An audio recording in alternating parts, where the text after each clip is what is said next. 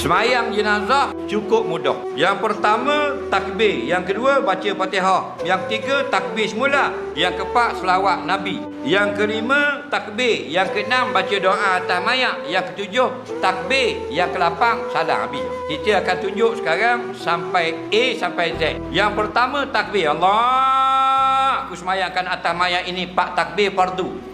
Akbar. Fatihah. Bismillahirrahmanirrahim. Alhamdulillahi rabbil alamin. Arrahmanir rahim. Maliki yaumiddin. Iyyaka na'budu wa iyyaka nasta'in. Ihdinas siratal mustaqim.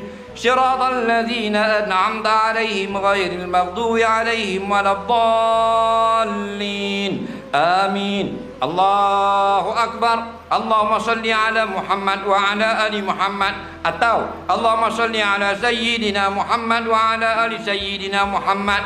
Allahu Akbar. Doa mayat. Allahumma ighfir lahu warhamhu wa'fu anhu.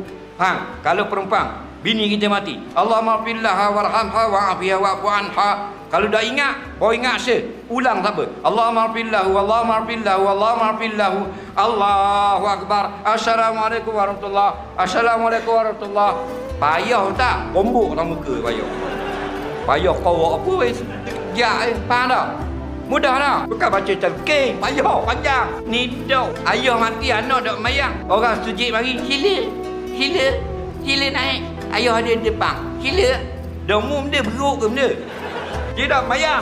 Kalau puang dia tanggil anak lelaki. Dalam kitab-kitab ulama, yang paling afdal jadi imam kalau ada orang mati, anak mayang. Dia tak mayang. Tak apa. Tak uti.